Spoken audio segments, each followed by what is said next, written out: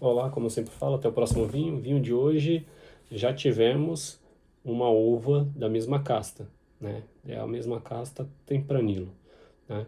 Para quem não viu o vídeo, dá uma olhada aí. Lá eu falei sobre um específico, né? Que é de uma vinícola tradicional, mas esse daqui também, né? La Mancha, que é a região de denominação ali na província de Cádiz, né? E região de Crianza. Mesma localidade, só que esse vinho especificamente, ele tem um custo mais baixo, né? Porque ele é um vinho feito em larga escala, então ele tem um processo mais industrial, tipo, na mostura dele, né? Quando as uvas são esmagadas, elas são feitas processos por máquinas, né? Tipo elétricas, né? Então a motores, enquanto alguns outros vinhos ainda eles usam como se fosse moinhos, é um equipamento, né?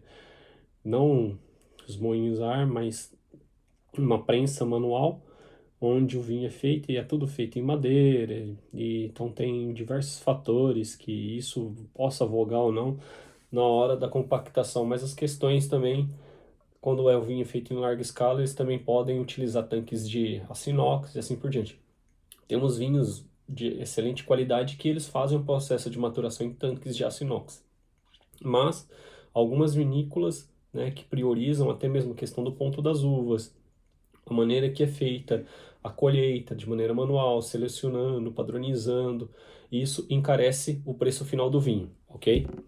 Então, quando o vinho ele já tem uma escala industrial, já usa mecanização, até mesmo para colheita e assim por diante, ele tende a ter um custo mais baixo, tá?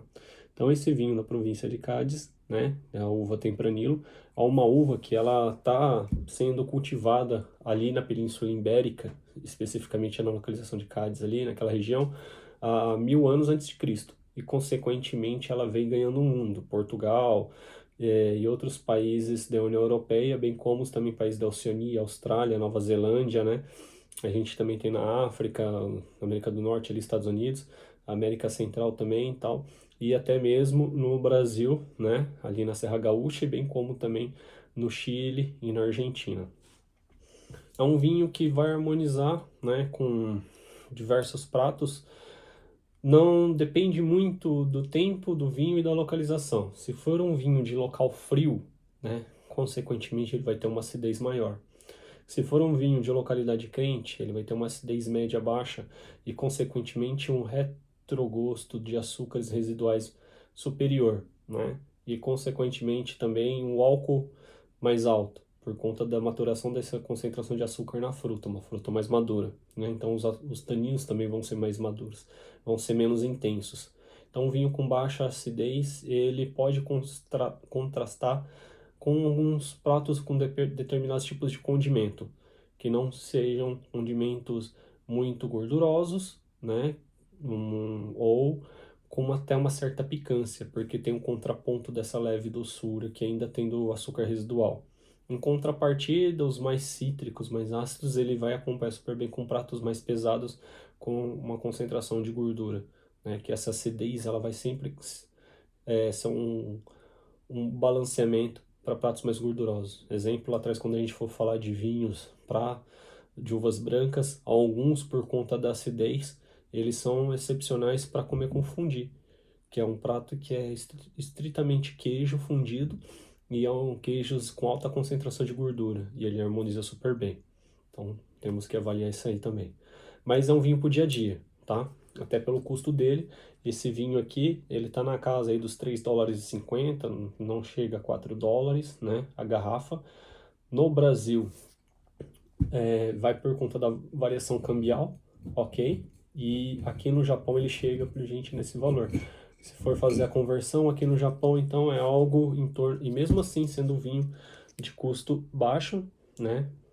Até mesmo porque ele é feito em escala industrial, e também são cooperativas, né, do entorno, que então eles dividem alguns maquinários, como tratores e assim por diante, né.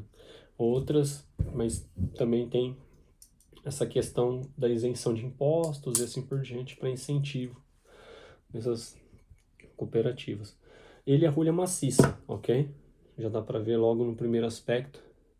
Mesmo sendo um vinho um custo baixo, ele tem algumas qualidades, tanto no processo do seu invólucro ali da embalagem, que é feito em alumínio mesmo, é um alumínio bem resistente, tá? É feito e vem, ele é Decreto Real, o nome desse vinho, e vem uma coroa em alto relevo, tá? Aqui, aí para quem quiser procurar na internet, Decreto Real, tá? Vai estar escrito Crianza e ele é safra 2014, ok? Tem um preço mais acessível.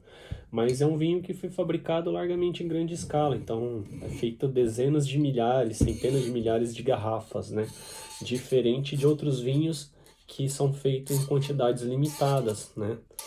Por safra. E o processo também não é mecanizado, então isso acaba encarecendo.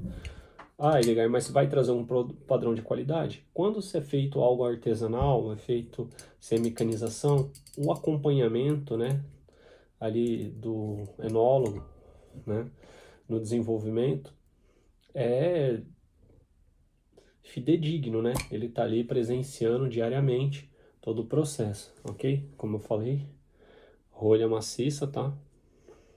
Então, já vê, mesmo assim, tendo a rolha maciça, esse vinho nada impede que ele fique guardado por pelo menos uma década, né, 10 anos. Assim como diversos outros vinhos. É que dependendo, algumas uvas elas não vão trazer. Para vocês terem ideia da questão, esse vinho aqui, ele tem o número do lote, tá? Ele foi feito na casa de centenas de...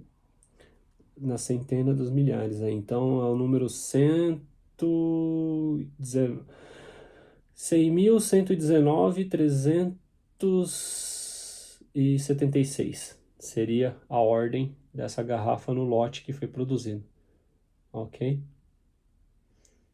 Então é algo que isso a gente não sabe se teve o número 200 mil. Esse daqui é o número 119.376. Então, por isso que eu falo, a diferenciação desses vinhos, por isso o custo mais baixo, porque ele é feito em altíssima quantidade, a área plantada é maior, usa-se mecanização, então isso consegue acelerar o processo de manufatura, de processamento, e, consequentemente, traz um custo menor. Consequentemente, eles conseguem dar um preço. E nem por isso é um vinho que ele foi premiado, tá? Como a maioria dos tempranilos, né? Ele entrega esse... Chega um tom rubi entre o violáceo ali, um granada, mas... Não chega um granada porque ele não tem tons castanhos, né? Então, ele já é um rubi passando pro violáceo, né? Bem fechado, ok? E normalmente as características apresentadas que a casta do Tempranillo vai apresentar, né? Ameixa madura, bem como também tabaco, assim como se for mais questões florais, dependendo do local que foi plantado, da época que foi colhida, toques de cravo, não o cravo da Índia, especiaria, mas assim a flor, ok? Vida, vamos fazer um campanha.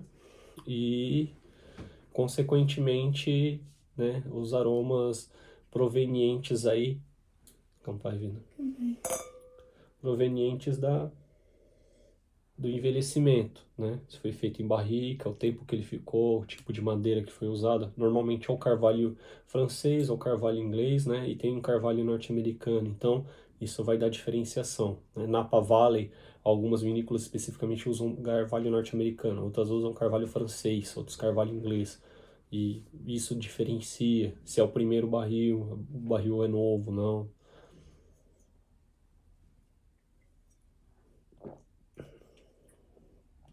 É, é um vinho que é bom respirar, tá? Mesmo sendo safra 2014, ele apresenta ainda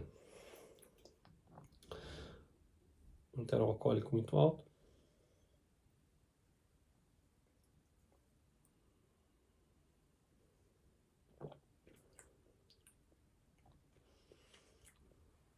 Ele seria bom algumas carnes assadas, talvez até alguns embutidos, como linguiça, né?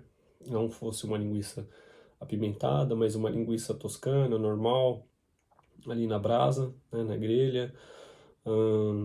Poderia ser um bife de tira, que é um assado de costela, um corte fino.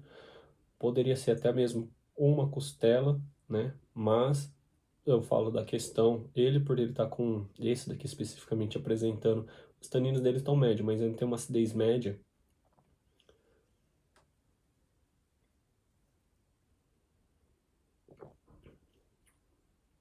Talvez com uma costela muito gorda ele não ficaria bom. Mas, né, vai do paladar de cada um, né? O que a gente fala que são harmonizações específicas para cada tipo de vinho é que determinado tipo de alimento ele vai contrastar, ou eles vão se equilibrar, um vai complementar o outro.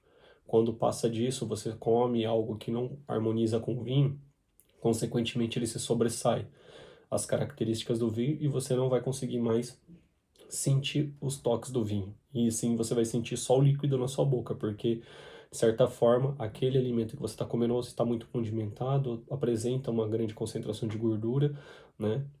Ou uma picância extrema que vai é, transformar aquele sabor como predominante, se tornando predominante. As suas papilas gustativas não vai conseguir identificar, né? O paladar, os aromas que estão presentes na bebida que você vai estar acompanhando. Então, por isso que a gente fala muito de harmonização e vamos continuar aos poucos, né, dando esse direcionamento. Mas é mais uma opção, ok? Um tempranilo, né, ali da Península de Cádiz, né, ali onde é conhecido como Península Ibérica, tá bom? Mais um espanhol, custo-benefício, na casa aí dos 3,5, $4. E até o próximo vinho. Mangia que te fa bene, tá bom? Campai, ou cheers. Até o próximo vinho. Um brinde a todos.